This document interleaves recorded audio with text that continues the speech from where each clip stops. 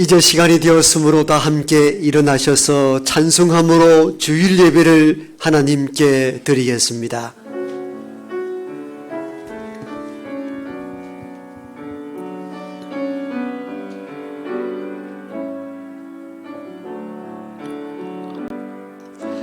주님의 성령 지금 이곳에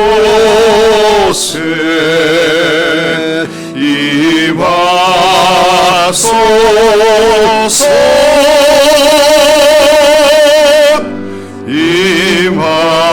임하소서 주님의 성령 지금 이곳에 임하소서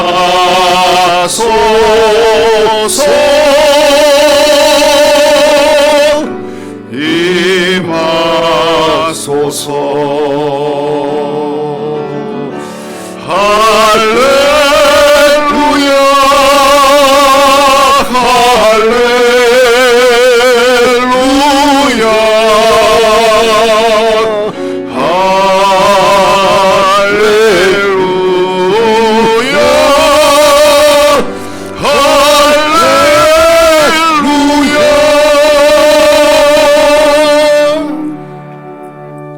주의 성도들아 여호와를 찬송하며 그의 거룩함을 기억하며 감사하라. 그의 노여움은 잠깐이요 그의 은총은 평생이로다. 아멘.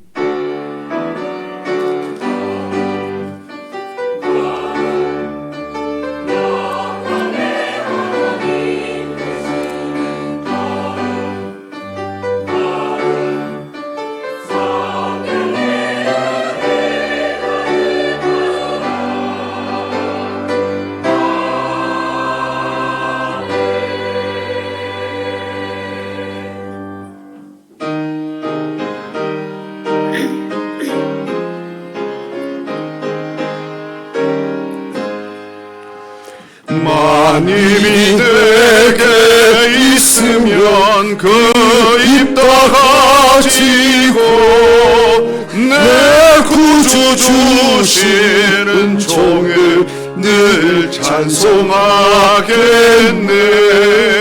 내 은혜로신 하나님 날 도와주시고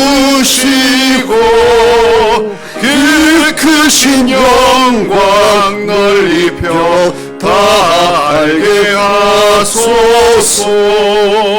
내 주의 귀한 이름이 날 위로하시고 이 귀의 음악 같으니 참이라 되도다. 내 죄의 권세 깨뜨려 그 결박 보시고 이 주한 마음을 비로소 곧 정케 하셨네. 아멘.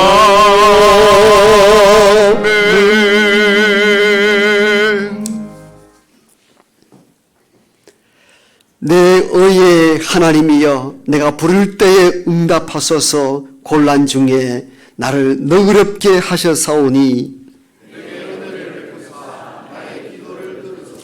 인생들아 어느 때까지 나의 영광을 바꾸어 욕되게 하며 여호와께서 자기를 위하여 경건한 자를 택하신 줄 너희가 알지어다. 너희는 떨며 범죄하지 말지어다. 자리에 누워 심중에 말하고 잠잠할지어다. 여러 사람의 말이 우리에게 선을 보일 자 누군요 하오니 주께서 내 마음에 두신 기쁨은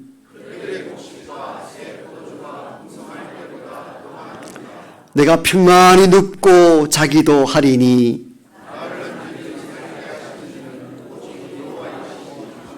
아멘. 나는 전능하신 아버지 하나님 천지의 창조주를 믿습니다. 나는 그의 유일하신 아들 우리 주 예수 그리스도를 믿습니다.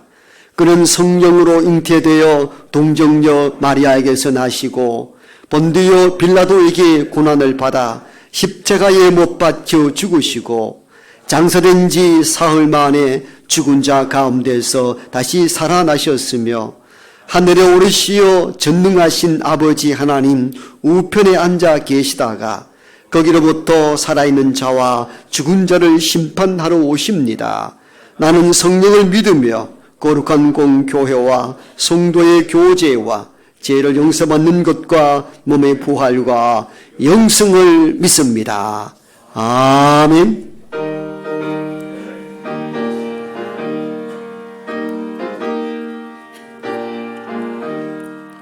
예수 앞에 나오면 제사함 받으며 주의 품에 안기어 편히 쉬리라. 우리 주만 믿으면 모두 구원 얻으면 영생 복락멸유관 확실히 받겠네.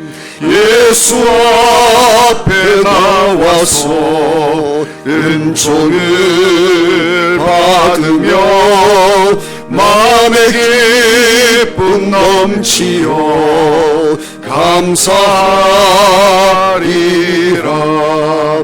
우리 주만 믿으면 모두 구원 얻으면 영생 복락멸유관 확실히 받겠네. 예수 앞에 설 때에 흰 옷을 입으며 밝고 빛난 내 집에 길이 살리라. 우리 주만 믿으면 모두 구원 얻으면 영생 복락멸유관 확실히 받겠네.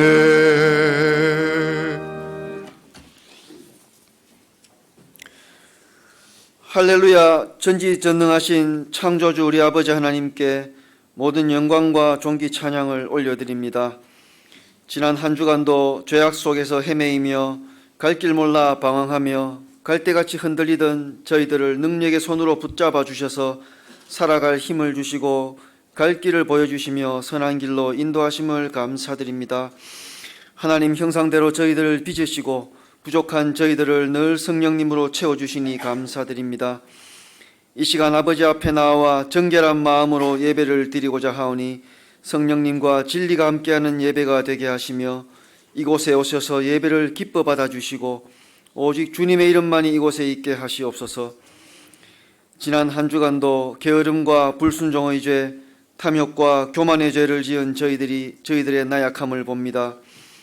예수 그리스도를 닮아가는 삶을 살아야 했음에도 저희들은 완악하여 또 이기적이고 욕심 많은 삶을 살아갑니다. 섬기지 못하고 섬김을 바라고 요구하는 어리석은 모습으로 살아갑니다.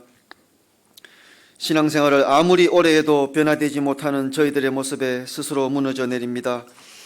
주님, 이런 저희들을 긍휼히 여겨 주시옵소서. 눈물 어린 회개가 먼저 이 제단에 넘쳐나기를 간절히 원합니다. 시섬수성교회에 가장 필요한 것은 많은 물질도 값비싼 시설도 아니라 진실한 회개인 것으로 믿습니다. 진실한 회개를 통하여 나 자신을 비워내고 그 자리에 성령님만을 채워나갈 때 이 교회에 부흥이 있을 것으로 믿사오니 먼저 나의 죄를 돌아보고 나를 부인하고 예수님을 따라가게 인도하시옵소서. 하나님 아버지, 이 시간 예수님의 참 섬김의 삶을 되돌아봅니다. 이방인들, 죄리들, 세리들과 함께 하시며 가장 낮은 곳에서 제자들을 섬기시고 병든 자들을 긍휼히 여기신 예수님, 저희들도 날마다 그런 예수님을 본받아 닮아가는 삶을 살아가게 늘 인도하고 간섭하여 주시옵소서. 하나님 아버지, 이 시간 나라와 민족을 위하여 기도드립니다. 지금 대통령의 탄핵으로 나라가 매우 어지럽습니다. 정치권과 국민들이 좌우로 분열되고 극한 대립을 이어갑니다. 일반 국민들은 무엇이 진실인지 구별하기가 어렵고 이 나라가 어디로 갈지 두렵습니다. 하나님, 이 나라의 모든 기독교인들이 힘모아 기도하게 하시고 먼저 이 나라가 하나님의 공의가 강물처럼 흐르게 하시고 하나님 나라와 의를 구하게 인도하시옵소서. 이 나라의 분열을 고칠 치료제는 하나님의 말씀뿐인 것으로 믿습니다. 말씀 앞에 모두 나와 자복함으로 우리 국민이 하나 되게 하시고 하나님 나라의 공의와 복음이 이 나라에 넘쳐나게 역사하여 주시옵소서. 이스라엘 백성이 갈 길 몰라 방황할 때 그 백성들을 담대히 이끈 모세와 여호수아 같은 지도자를 이 나라 백성들에게 보내주시기를 간절히 원하옵니다. 국민을 분열시키는 간악한 정치인들을 물러가게 하시고 선한 지도자를 세워주셔서 이해와 배려, 대화와 타협의 정치로 국민들을 통합시켜 주시옵소서. 하나님 아버지, 이제 내일이면 태국으로 단기 선교를 떠납니다. 백수십여 년 전 이 땅에 미국 선교사를 보내셔서 복음의 씨앗이 뿌려지게 하신 주님, 이제 그 싹이 열매를 맺어 이 나라의 주님을 믿는 성도가 1000만 명에 가깝게 되었습니다. 이제 그 섬김과 봉사에 감사하며 저희들도 복음의 씨앗을 머나먼 동남아시아 태국 땅에 뿌리려고 합니다. 저희들의 작은 발걸음을 통해 태국 땅에 변화의 씨앗이 뿌려지게 하시며 지금껏 예수 그리스도의 복음을 모르고 살아왔던 저들에게 예수 그리스도만이 참 진리요 소망임을 깨닫게 하시고 저들이 복음을 받아들여 하나님의 자녀가 되는 권세를 누리게 하시고 태국이 동남아 복음화의 전진기지가 되게 역사하여 주시옵소서. 이번 단기 선교를 떠나는 20여 명의 선교단은 한 사람 한 사람에게 함께하여 주시고 큰 소명의식을 가지고 떠나게 하시고 저들이 가는 곳마다 예수 그리스도의 향기가 넘쳐나게 하시며 저들 모두가 예수 그리스도의 편지가 되는 이번 단기 선교 여행이 되게 역사하여 주시옵소서. 모든 일정 가운데 대원들의 안전을 지켜주시고 이번 여행을 통해 또한 큰 은혜 받고 돌아와서 받은 은혜에 감사하며 주님 몸된 교회를 위해서 더욱 충성되게 섬기고 봉사하는 단원들이 다 되도록 은혜 내려 주시옵소서. 하나님 아버지, 교회 안에 육신의 질병으로 고통받는 환우들 있는 줄 압니다. 모든 질병과 생명은 하나님께 속한 것으로 아오니 저들의 고통을 보시고 긍휼히 여기시고 회복과 치유의 은총을 허락하여 주옵소서. 또한 질병 가운데에서도 하나님을 높이고 찬양하는 욥과 같은 놀라운 믿음을 환우들과 그 가족들에게 허락하여 주시옵소서. 정성껏 준비한 시온 찬양대의 찬양을 기쁘게 받아주시고 찬양 가운데 임재하여 주시며 시온 찬양대원들과 듣는 모든 성도들에게 큰 은혜를 부어 주시옵소서. 이제 단위에 세우신 주님의 사자 목사님을 통하여 아버지의 말씀을 듣고자 합니다. 선포되는 말씀 위에 능력 있게 하셔서 모든 성도들에게 감동 감화 있게 하옵시고 저희들이 합심하여 기도할 때에 하나님이 역사하시며 변화시키시고 회복시키시며 부흥으로 나아갈 수 있음을 깊이 깨닫는 귀한 시간 되게 역사하여 주시옵소서. 예배의 모든 순서마다 성령 하나님 함께하여 주실 것을 간절히 믿고 바라오며 이 모든 말씀 지금도 살아 역사하시는 우리 주 예수 그리스도 이름 받들어 간절히 기도드리옵나이다. 아멘.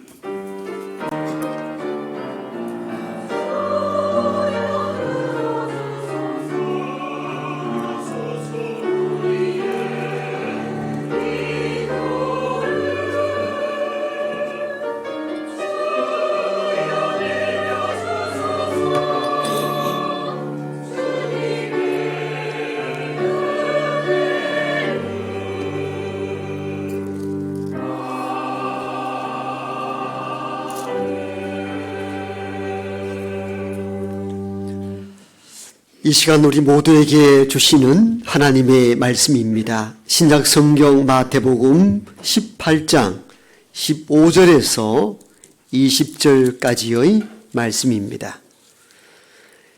신약 성경 30쪽 마태복음 18장 15절에서 20절까지의 말씀을 이제 제가 받들어 읽겠습니다.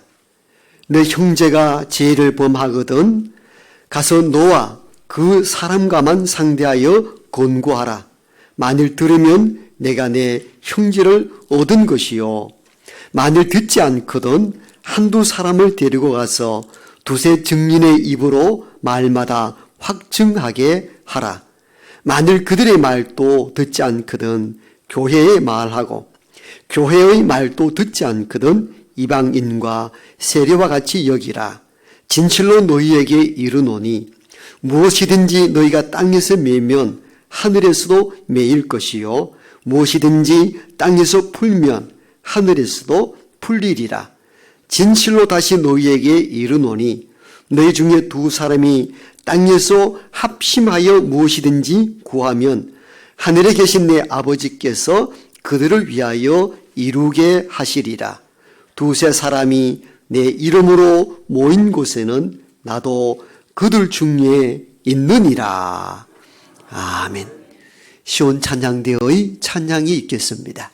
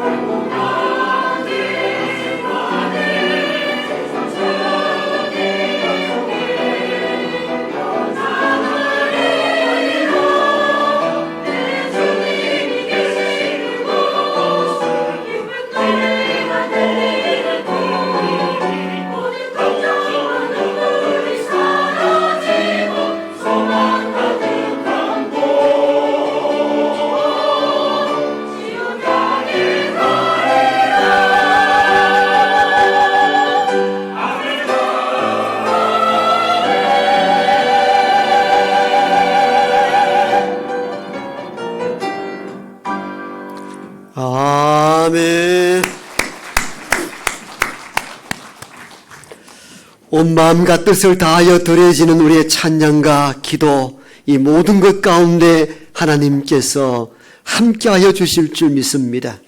때로 지치고 낙심되는 일들이 있었으며 삶의 무게로 인하여 넘어진 그 자리에 하나님 조용히 찾아오셔서 우리를 일으켜 세워 이 험한 길을 또한 걷게 하셨습니다. 모든 것이 하나님의 은혜임을 깨닫고 온 마음을 다하여 드려지는 예배 가운데 하나님 홀로 영광 받으시며 이제 하나님께서 말씀하여 주옵소서 우리가 듣겠습니다. 이런 겸한 마음으로 하나님의 말씀을 내 마음에 새기고 또 열매 맺고 또 역사하는 일들이 우리 가운데 일어나게 도와 주옵소서. 예수님 이름으로 기도하옵나이다. 아멘. 날씨는 매우 춥고 또 여러 가지 혼란스럽고 어려운 가운데 있지만도 하나님께서 이 나라 이 민족과 여러분 가정과 우리를 지키실 줄로 믿습니다. 하나님은 보이지 않는데 인간은 어떻게 하나님이 살아계신다고 믿고 그분을 의지하고 나갈 수가 있나요? 보이지 않잖아요. 만져지지 않습니다. 그래서 이 생물학자이며 무신론자이고 또 진화론자인 리차드 도킨스는 만들어진 신이라는 2007년도에 출판된 그의 무신론적 입장에서 기록한 책에는 단지 만들어진 신에 불과하다. 그건 망상에 불과하다. 이렇게 믿는 자들을 폄하하기도 합니다. 그의 글 가운데는 이런 내용이 있습니다. 누군가 한 사람이 망상에 빠지면은 정신 이상자라 하지. 그러나 다수가 망상에 빠지면 그것은 곧 종교가 된다. 이렇게 표현합니다. 우리 모두가 만들어진 신 앞에 서 있는 것은 전체가 망상에 빠졌기 때문이다. 이렇게 이야기합니다. 망상에서 벗어나라. 그 말을 하고 있는 것이죠. 망상입니까? 우리가 보이지 않는 하나님을 믿는다는 것은 신비에 가깝죠. 그죠? 그럼 어떻게 하나님이 살아계신다고 믿고 받아들이게 된 이유가 뭡니까? 그건 하나님께서 자신을 드러내 보여주셨기 때문입니다. 이를 우리는 계시라 말하고 기독교를 일반 종교와 다르게 계시의 종교라 말하는 이유가 여기에 있습니다. 무신론자인 도킨스가 말하는 망상에 빠져서 인간이 힘들고 어려워서 허상의 존재를 만들어 놓고 그것이 우리를 구원해 줄 것이라 망상에 빠진 구조가 아니고 하나님께서 자기를 스스로 드러내어 보이심으로 아, 하나님은 살아계시는 분이구나 이렇게 믿게 되었다는 것입니다. 창세기 보면은 야곱이 형이 죽이겠다고 하자 집에서 도망을 갑니다. 먼 북쪽 하란 땅인데 그 거리가 하도 멀어서 가다가 사막 한가운데 해가 지고 잠을 자게 됩니다. 돌을 베개 삼아 잠을 자는데 사닥다리 가운데 어떤 존재가 오르락 내리락 하는 환상과 계시를 접하게 되고 그분께서 말씀합니다. 야곱아 야곱아 너의 조부 아브라함의 하나님이다. 너가 이리로 돌아올 때까지 내가 너와 함께 하겠다. 이 신비한 이 존재를 만나게 됩니다. 잠이 깬 야곱이 그 자리에서 밤새 베개하였던 돌을 기초로 하여서 제단을 쌓고 거기에서 지금처럼 첫 예배를 드리게 됩니다. 그러면서 야곱은 이렇게 고백합니다. 하나님이 여기 계신 줄 내가 이제 알았다. 이렇게 고백하고 그 첫 예배를 드리고 그 땅을 베델이라 합니다. 베델은 하나님의 집이요 하나님의 전이라는 것입니다. 이건 망상에 빠져서 한 일들이 아닙니다. 하나님을 계시로 만나고 난 이후에 나온 첫 번째 행동이었습니다. 임의적으로 자기를 조작해서 그렇게 할 수는 없는 것이죠. 그건 미친 짓이죠. 여러분 사막 한가운데 제단을 쌓고 이것이 베델 하나님의 집이요 하나님의 전이다 라고 당시 제사 오늘 같은 예배를 드릴 수 있는 힘과 근원이 어디서 출발했을까요? 하나님을 만났기 때문이죠. 하나님이 자기를 드러내준 이 사건, 하나님은 여기 계신 줄 내가 이제 알았습니다. 거기에서 첫 예배가 시작이 된 것입니다. 야곱의 생애에 있어서. 이렇게 하나님의 존재는 우리가 만들어지거나 우리가 본다 해서 보여주는 것이 아니고 하나님이 자기를 드러내 보여주는 계시의 사건을 통하여 인간은 하나님은 살아계신 분이다 확신을 갖게 된 것이죠. 성경에는 이러한 계시와 환상의 사건들이 많이 기록되어 있고 이런 계시의 사건을 통하여 하나님은 살아계신다고 믿었고 그 믿음을 후손들에게 알려줌으로 이러한 믿음의 체계가 오늘까지 이른 줄 믿습니다. 그런 사람의 간증 때문이었던 것이죠. 또 다른 방식으로 하나님을 알 수 있는 법이 있습니다. 그것은 곧 우리가 잘 아는 기도입니다. 기도를 통해서 하나님이 응답해 주심으로 하나님이 살아계신다는 것을 보이지 않지만도 믿게 됩니다. 이런 믿음의 구조는 성경에 무수히 기록되어 있고 저와 여러분이 경험한 일들입니다. 여러분, 그냥 일상을 살아가는 한 존재가 하나님을 믿고 하나님을 전한다는 것은 뭘 말합니까? 보이지 않고 만져지지 않지만도 하나님에 대한 경험이 있었기 때문이 아니겠습니까? 그 하나님의 경험은 여러 가지일 수 있지만도 가장 친숙하게 경험할 수 있는 것은 기도와 응답 때문입니다. 저는 병든 우리 어머님이 어떤 병의 근원도 발견하지 못하고 시름시름 죽어가고 있을 때에 시골교회 다녔던 집사님이 몇 달 동안 우리 집에 매일매일 찾아오셔서 기도해 주는 그 사건을 통하여서 죽어가던 우리 어머니 뻘떡 일어나는 사건들을 아주 어릴 때 옆에서 지켜봤습니다. 그래야 우리 어머님은 하나님은 살아계신다는 분임을 믿고 돌아가실 때까지 새벽제단을 쌓으며 기도했습니다. 무엇에 대한 확신 때문입니까? 눈으로 봤습니까? 만져보았습니까? 아니잖아요. 기도에 응답하는 하나님이 살아계신다는 것을 경험했기 때문입니다. 그래서 우리 가정은 온 가족이 다 그때부터 교회를 나가고 하나님을 믿게 된 것이죠. 여러분, 기도를 마음의 안정을 가져다 주고 심리적으로 위로해 주는 심리적 도구로 생각해서는 안 됩니다. 기도는 살아계신 하나님께 구체적으로 드리는 간구이며 그 간구에 응답하시는 하나님이신 줄 믿습니다. 그래서 우리는 기도를 가볍게 여기서는 안 됩니다. 우리가 참으로 기도할 때 하나님은 응답하십니다. 그 기도와 응답의 구조를 통하여 하나님이 살아계시는구나 고백할 수 있는 저와 여러분 되길 원합니다.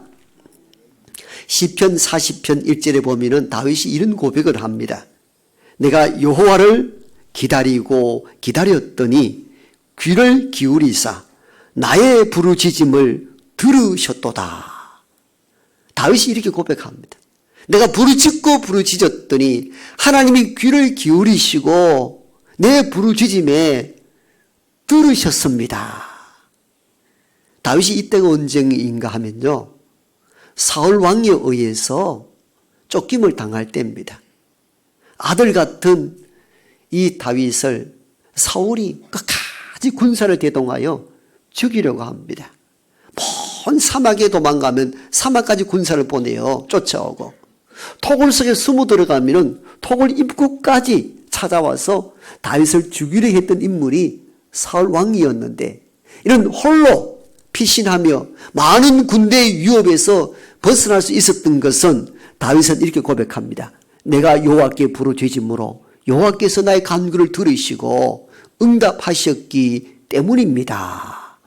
다윗은 하나님의 존재 인식을 어떻게 했는가?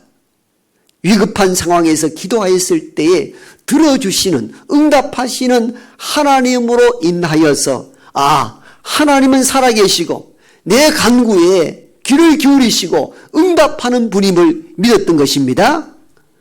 우리가 왜 기도하라? 여러분 기도하십시오. 왜 강조한 이유가 어디 있는가?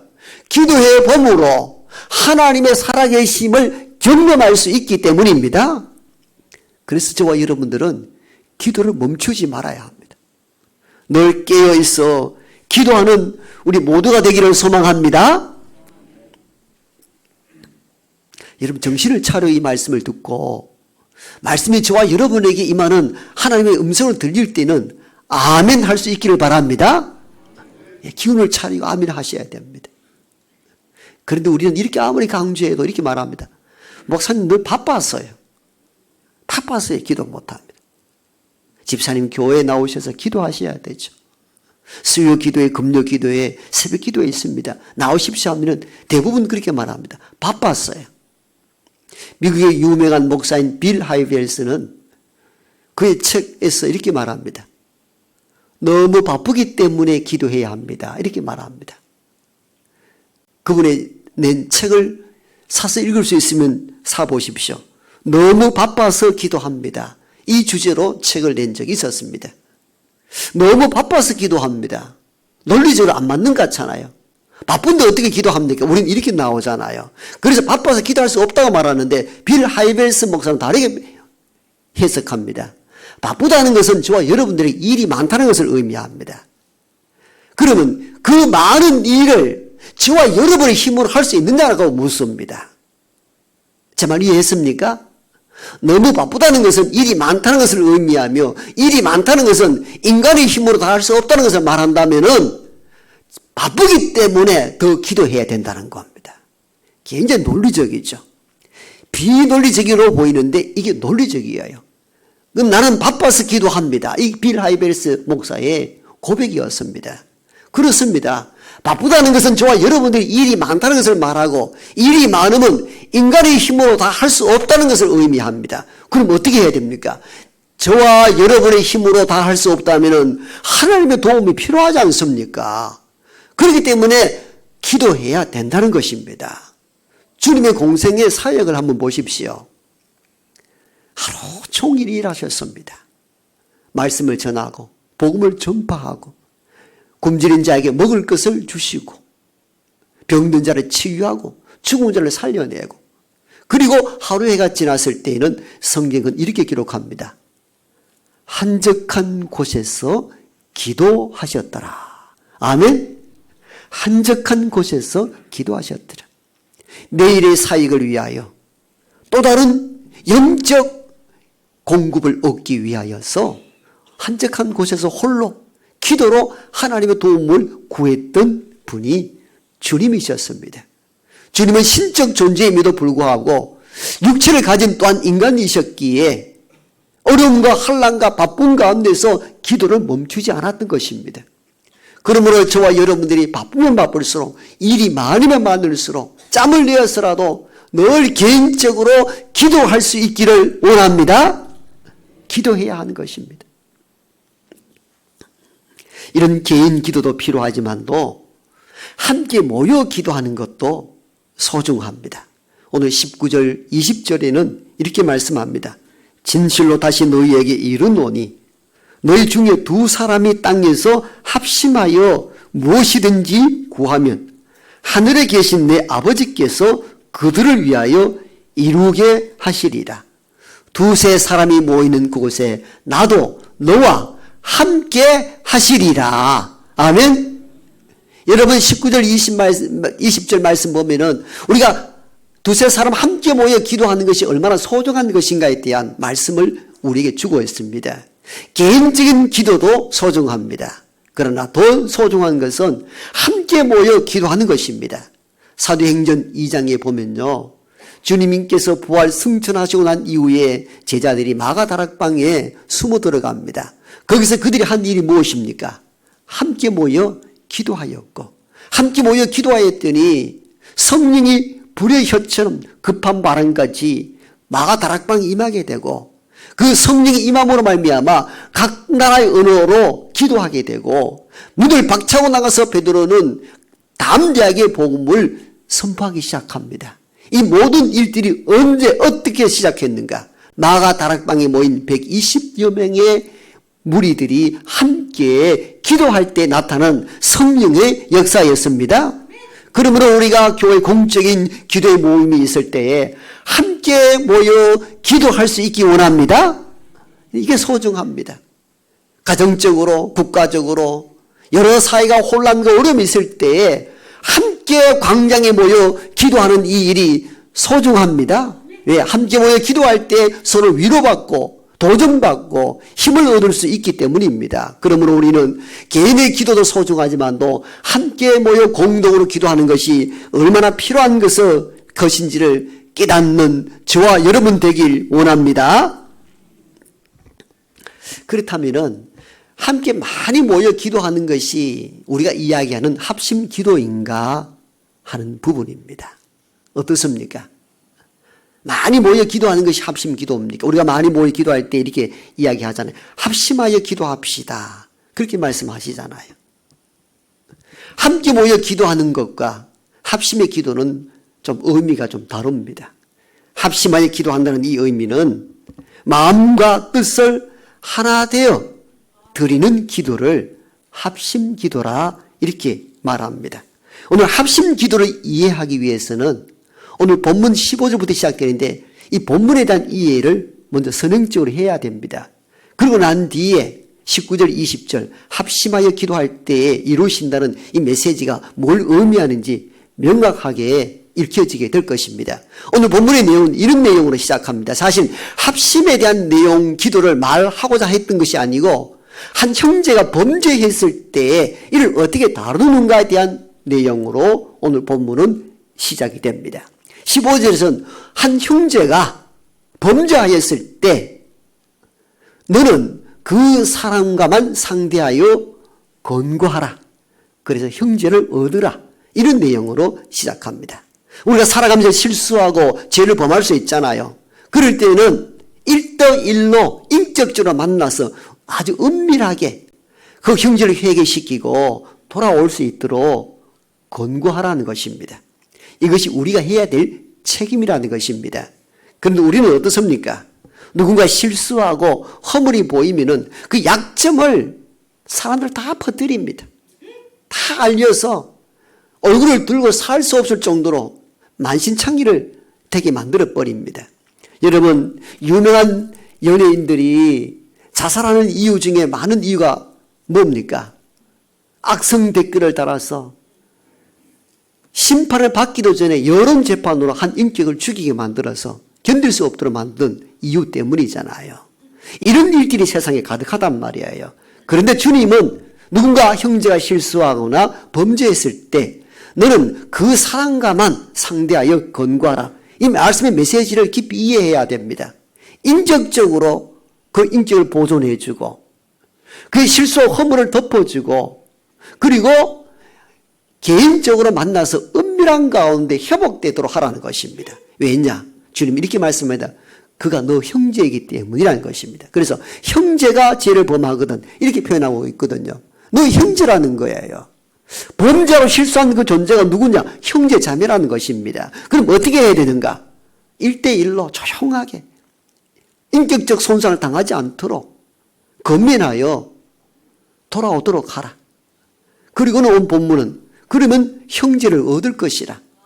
형제를 얻는 것에 목적을 둬야 된다는 것입니다. 심판하여 버리는 것이 목적이 아니고 어떻게 제 범죄한 형제를 어떻게 얻을 수 있을까? 이걸 염려한다면 아주 인격적으로 은밀하게 그와 나만 알 수 있도록 권고해 보라는 것입니다. 그런데 혹시 이것이 통하지 않는다면 두세 사람 증인을 데려다가 다시 말하게 하여 형제를 다시 회심하도록 하라는 것입니다. 이것도 여러 사람에게 소식을 알리라는 것이 아닙니다. 이 범죄한 한 형제가 여러 사람의 이야기를 객관적으로 듣고 혼자만 힘으로 안 되면 한두 사람 힘을 더 합하여서 객관화시켜서 그 일이 잘못되었고 바르게 살도록 건면하는 일들을 하라는 것입니다. 왜냐? 그가 형제이기 때문이라는 것입니다. 이렇게 해보라는 것입니다. 한두 번 해보고 안 된다고 포기하지 말라는 것을 의미하는 메시지가 15장, 오늘 본문 18장 15절 16절에 나온 메시지입니다. 한두 사람이 설득하여도 안 된다면 마지막에는 교회에 이야기하라는 것입니다. 이 말씀도 교회 모든 교우들에게 동네방네 떠들라는 얘기가 아니라 한 영혼을 위하여 온 교회가 힘을 다하라는 메시지입니다. 우리는 온 교회에 가서 이야기하라는 이 얘기를 자기식으로 해석합니다. 교회 온 동네방 다 떠들어서 교회에 설 자리가 없도록 만드는 이런 일들을 행하는데 오늘 이 말씀은 그 의미와 정반대입니다. 한 영혼이 실수하고 범죄했을 때에 온 교회가 힘을 다하여 그 영혼이 돌아올 수 있도록 하라는 것입니다. 이건 굉장히 다른 의미인 것이죠. 그리해야 됩니다. 믿다가 낙심이 되거나 범죄하여 얼굴을 들고 다닐 수 없을 때에 1대1로 권면해보고 그러다 안 되면 한두 사람은 증인을 세워서 확증하여 그 사람 이렇게 세워보고 그러다 안 되면 마지막까지 어떻게 온 교회가 다 힘을 합하라는 것입니다. 우리가 이렇게 살아갈 수 있기를 축복합니다. 한 영혼이 실수하거나 범죄하여 넘어질 때에 1대1로 은밀하게 인격적으로 대하여 돌아서도록 하고 그래도 안 되면 두세 사람 증인을 세워서 변명하지 못하도록 하여 돌이키도록 하고 그래도 안 되면 온 교회가 나서서 온 힘을 다하여 한 생명을 구원하도록 하라는 것입니다. 이것이 주께서 저와 여러분들에게 주신 메시지입니다. 즉 한 영혼이 돌아오는 것까지를 쉽게 포기하지 말라는 것입니다. 포기해서는 안 되죠. 그러고 난 이후에 주님께서는 18절에 이렇게 말씀합니다. 그러므로 너희가 땅에서 매면 하늘에서도 맬 것이요 땅에서 풀면 하늘에서도 풀게 할 것이라. 여러분 범죄한 한 형제에 대한 이야기를 하다가 18절에 이 이야기를 왜 하십니까? 단절된 본문이 아닙니다. 연결된 본문입니다. 즉 이 말씀은 한 형제의 문제를 풀려고 이 땅에 애를 쓴다면은 하나님도 풀게 할 것이고 이 문제를 풀지 않고 매듭짓고 묶어버린다면은 하늘에서 풀지 않고 묶어버리게 할 것이라는 것입니다. 결국 문제의 핵심은 어디로부터 출발하는가? 한 형제를 위하여 어떻게 할까 고민하는 공동체의 정신에서 모든 문제가 풀려질 것인지 묶여질 것인지 답이 거기서 나온다는 것입니다. 우리는 이 땅에서의 일을 하지 아니하고 즉 문제를 풀려 하지 아니하고 하나님에게만 이야기하잖아요. 하나님은 거꾸로 말씀하십니다.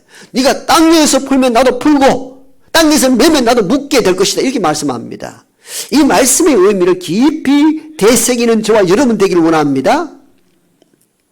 예를 들면 부부간 싸움도 싸워놓고는 각자 따로 가서 기도하는 거죠. 저 남편 저 인간 좀 바꿔주십시오. 그 주님이 이렇게 말합니다. 너희끼리 풀어라. 너가 풀면 나도 풀고 너가 묶으면 나도 묶겠다는 것이 있죠. 우리는 각자 따로 놀잖아요. 그죠? 따로 생각을 하는 거예요. 남편은 아내가 받기를 원하고 아내는 남편 받기를 원합니다. 땅에서 문제를 풀려고 해석을 하지 않습니다. 그러니 이 기도가 어떻게 응답이 되겠느냐 그 말이에요. 그리고 난 이후에 오늘 19절 20절 합심 기도에 대한 내용을 다룹니다. 그러니까 15절부터 연결돼 가야 이 말씀의 의미를 되새깁니다. 그러면서 주님께서 19절 20절 이렇게 말씀합니다. 그대로 읽어드립니다. 진실로 다시 너희에게 이르노니 너희 중에 두 사람이 땅에서 합심하여 무엇이든지 구하면 하늘에 계신 내 아버지께서 그들을 위하여 이루게 하시리라. 두세 사람이 내 이름으로 모인 곳에는 나도 그들 중에 있느니라. 자, 이 본문 15절부터 시작하는 범죄한 형제를 위해서 이렇게 저렇게 해야 되고 땅에서 풀면 하늘에서 풀고 땅에서 매면 하늘에서 맬 것이고 그러면서 19절 20절 마무리합니다. 그러므로 두세 사람이 내 이름으로 합심하여 무엇이든지 구하면 하나님께서 이루게 하실 것입니다. 여기서 합심이라는 단어가 나오고 우리가 통용적으로 이야기하는 합심 기도가 이 어원에서 출발합니다. 여기서 합심은 심포니오라는 헬라어를 쓰는데 심포니오는 우리가 알듯이 심포니, 오늘날 심포니, 교향악단. 심포니가 무슨 뜻입니까? 함께 내는 소리, 조화로운 소리를 말합니다. 우리가 심포니 교향악단 보면 악기가 여러 수십 개가 되잖아요. 그런데 하나의 음을 내가 풍성한 음악을 만들잖아요. 이게 심포니 교향악단입니다. 각각 악기는 다양합니다.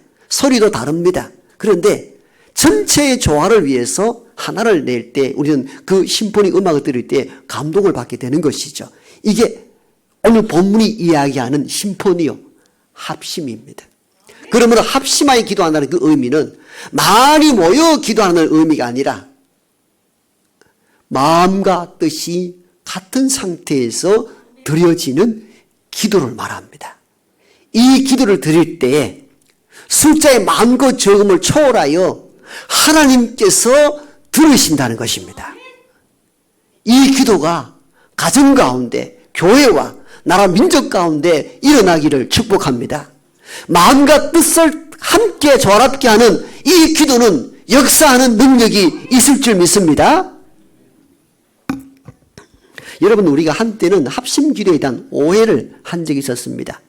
그냥 많이 모여서 한 시간, 한 장소, 한 시간 속에, 같은 시간 속에 많이 함께 기도하는 것을 합심기도라고 말했는데, 저는 교육전도사 시절에 합심기도가 이게 아니었구나 하는 것을 깨달은 적이 있었어요.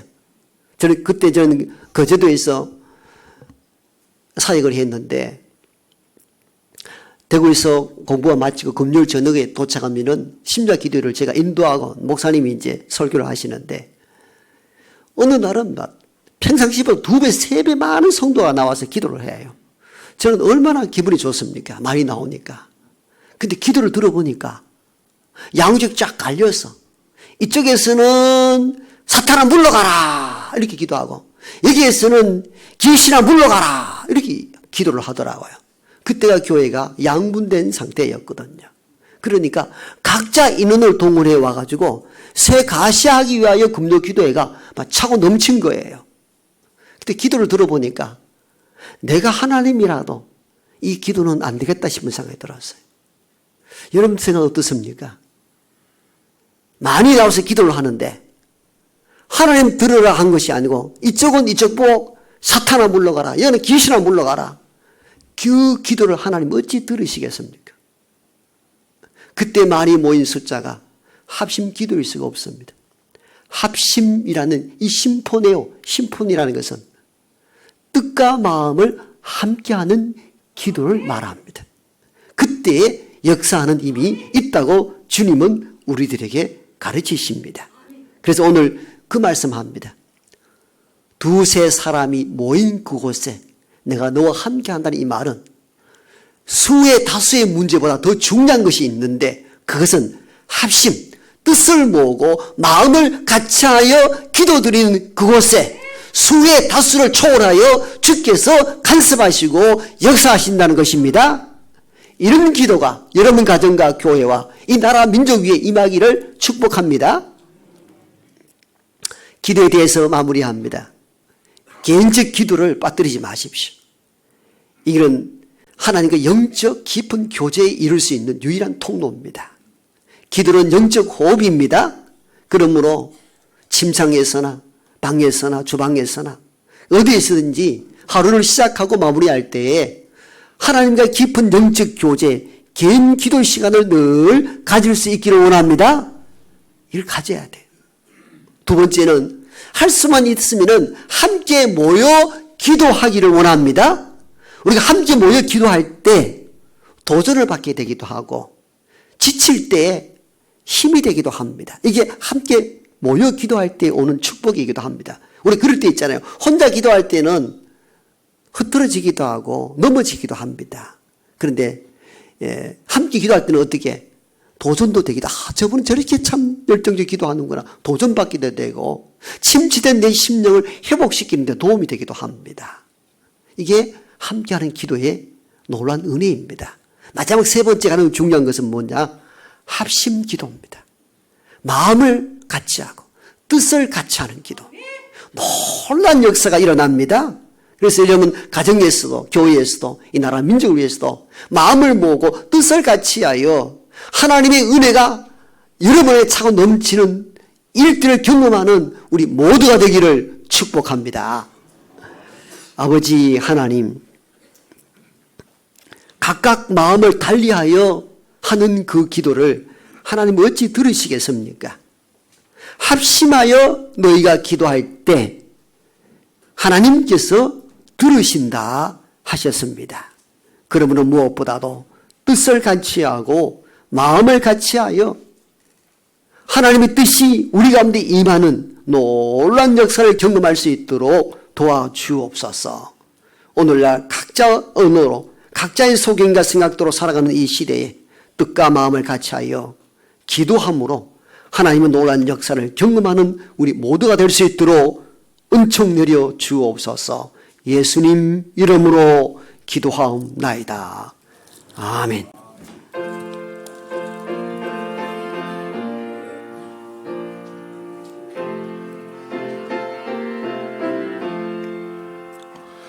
죄짐 맡은 우리 구주 어찌 좋은 친구인지 걱정 근심 무거운 짐 우리 주께 맡기세 주께 고함 없는 고로 복을 받지 못하네 사람들이 어찌하여 아를 주를 모를까 시험 걱정 모든 괴로움 없는 사람 누군가 보질없이 낙심 말고 기도 드려 아뢰세 이런 진실하신 친구 찾아볼 수 있을까 우리 약함 아시오니 어찌 아니하릴까 근심 걱정 무거운 짐 아니 진짜 누군가 피난처는 우리 예수 주께 기도드리세 세상 친구 멸시하고 너를 조롱하여도 예수 품에 안기어서 참된 위로 받겠네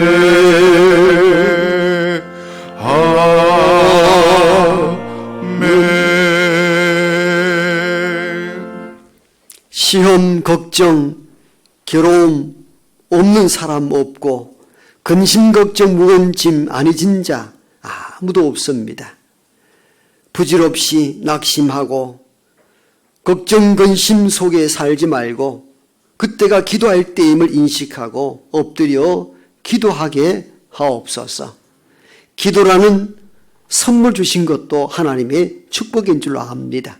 우리가 무거운 짐을 지고 허덕일 때 어디 아랠 데도 없고 응답 받을 데도 없다면 이만큼 불행한 인생이 어디 있습니까? 그러나 이 세상을 창조하시고 모든 것을 움직이시는 하나님이 계시고 그 하나님 앞에 엎드려 기도함으로 하나님의 역사가 우리 가운데 임할 때 이것이 하나님의 큰 은혜요 축복인 줄 압니다. 그러므로 낙심과 걱정 대신에 그때가 기도할 때임을 인식하고 엎드려 기도하게 하옵소서. 기도를 통하여 하나님의 살아계심을 경험하게 하옵시고 하나님의 역사가 우리 가운데 임재한다는 사실을 체험을 통하여 깨달아 알게 하신 것 감사합니다. 그 마음을 담아 예물을 드리오니 예물 가운데 하나님께서 함께하여 주옵소서.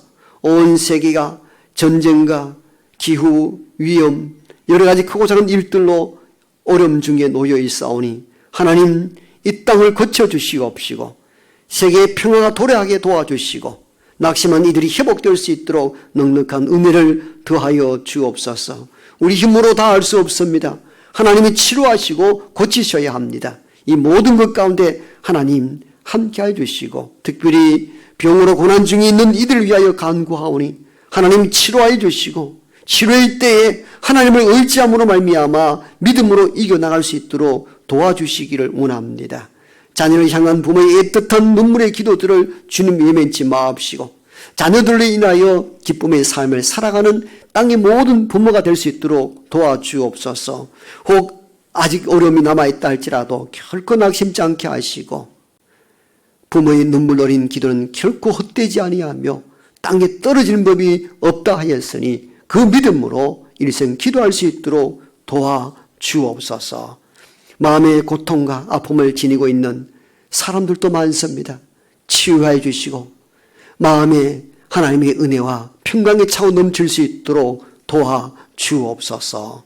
당길 선교팀들이 이제 내일부터 한 주간 먼 곳으로 떠납니다.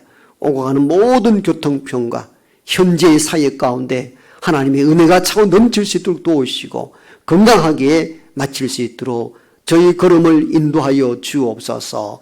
예수님 이름으로 축복하고 기도하옵나이다. 아멘.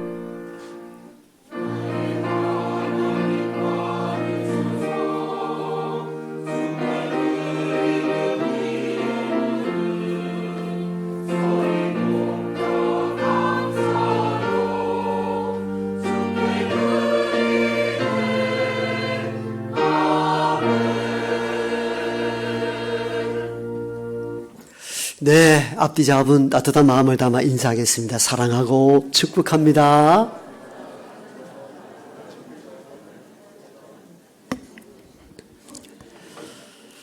네, 주보 중심으로 교회 소식 몇 가지 알리겠습니다. 태국 단기 선교팀들 모임 예배 후에 있습니다. 또 1, 2 권사의 모임도 있습니다. 오후 예배는 태국 단기 선교팀의 파송 예배로 드려지게 됩니다. 단기 선교에 참여하는 분들 또 온 교우들 오셔서 함께 은혜를 누리고 또 파송자들을 위하여 기도한 그런 시간 되기를 원합니다. 또 오후 예배 후에 전교인 윷놀이가 있습니다. 우리 교우들 함께 친교 시간이 되었으면 좋겠습니다. 다음 주는 기간별 원래에 제2 남선교회 헌신 예배와 정기당회로 모임을 갖겠습니다. 위하여 기도해 주시면 고맙겠고요. 주중 또 금요 기도회가 있으니까 직분자들은 힘들고 어려워도 책임감 갖고 나오셔서 이 시대를 위하여 기도하는 시간 되길 원합니다.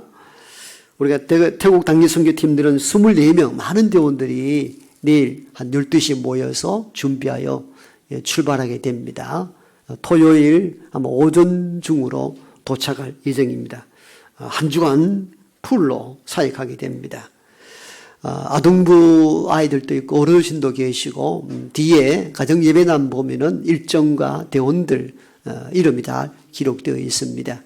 일주일 내내 새벽 기도와 또 개인적으로 교회에 나오셔서 대원들을 위해서 꼭 기도해 주시면 고맙겠습니다. 주중에 수요 전도, 붕어빵 전도대 어린이 성경 공부는 예정대로 그대로 진행합니다. 함께 오셔서 귀한 사역에 동력해 주시면 고맙겠습니다. 어려운 성경 필사한 권사님께 감사를 드리고 올 한 해는 모두가 또 성경 일독하고 또 성경 필사하여 후손들에 남기는 것도 귀한 일이라 여기고 감사를 드립니다. 김규선 권사님 가정에서 친정 모친 장례 예식 이후에 또 감사의 식탁을 준비했으니까 위로하는 시간이 되기를 바랍니다. 어제 저녁에 늦게 소식을 접하고 주부에 올리지 못했습니다만은 여러분 기도해야 될 제목들을 하나 더 알립니다. 김억표 안수집사님께서 뇌출혈로 쓰러지시고 병원에 입원해 계십니다. 한 달간 치료가 필요하다고 합니다. 독감과 또 여러 코로나 이런 위험이 있어서 가족들도 면회가 불가능하기 때문에 병원은 제가 알리지 않겠습니다. 아침 저녁으로 꼭 기도해 주시고요. 날씨가 춥기 때문에 질병, 건강, 어려움이 나타날 수 있으니까 건강에 특별히 유의하시고 또 병든 자를 위해서 꼭 기도해 주시면 고맙겠습니다. 그 외의 소식은 주보를 참고하시면 되겠습니다. 이제 이번 주에 주시는 금주의 암송 구절을 함께 저와 여러분의 고백으로 함께 읽어봅니다. 시작. 진실로 다시 너에게 이르노니 너희 중에 두 사람이 땅에서 합심하여 무엇이든지 구하면 하늘에 계신 내 아버지께서 그들을 위하여 이루게 하시리라. 마태복음 18장 19절 말씀. 아멘. 다 함께 일어나셔서 마지막 찬송하고 축도함으로 2부 예배를 마칩니다.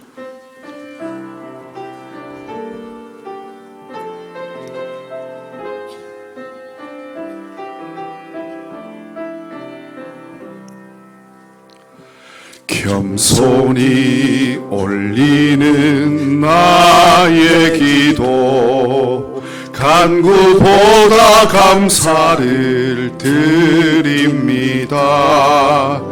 응답하심도 거절하심도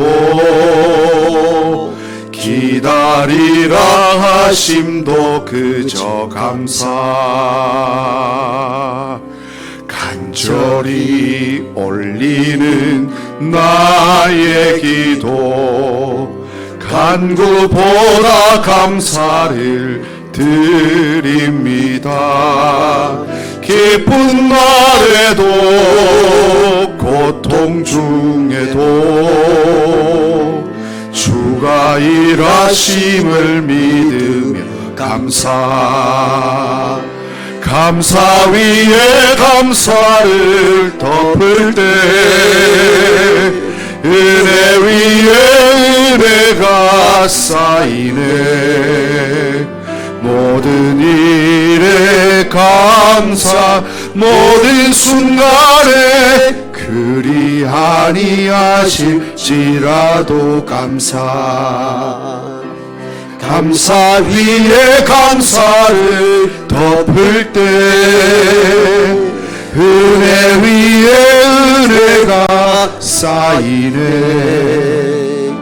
모든 일에 감사 모든 순간에 그리 아니하실지라도 감사.